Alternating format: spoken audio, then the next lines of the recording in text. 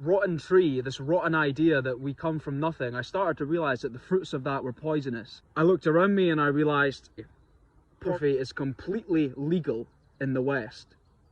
And I'm not signing off on that.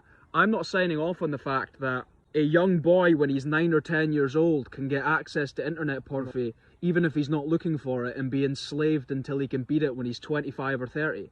I'm not signing off on the fact that OnlyFans is now the 4th biggest career choice for women in the West. The same women who would have gone on to be community leaders, they would have gone on to be mothers and wives and great people, are now deciding that they want to sell their body online for fiat currency. I then realized, as well as I was saying with the fiat currency, I realized that our entire financial system is based on riba.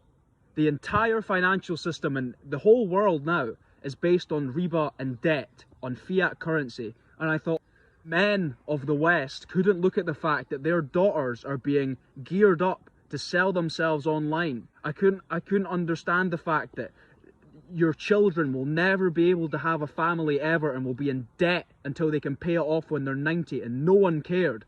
I started looking into who did care, what countries, and this is after I discovered that the whole atheism thing was to get you to feel like you're worthless, to get you to feel like you have no power, to get you to feel like there's no reason for doing good. You might as well question, who are the people that are opposing this? And since a young age I've been hit very hard with the anti-Islam propaganda, and I started to connect the dots. The only countries in the world I could find where pornography was illegal was in Muslim countries. The only countries I could find in the world where riba and fiat currency were illegal were in Muslim countries. The only place I could find in the world where you weren't pushed this atheism, nihilistic, you're worthless idea that we come from nothing was Muslim countries.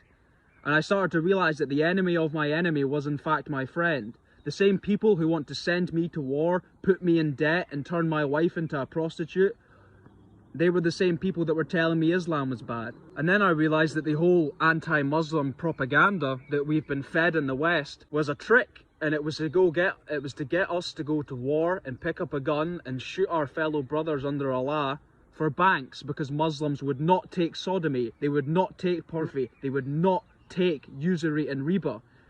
And I realised that's all the Afghanistan war was, that's all the Iraq war was, this is all the American wars against Muslim countries was just because Muslims would not accept haram.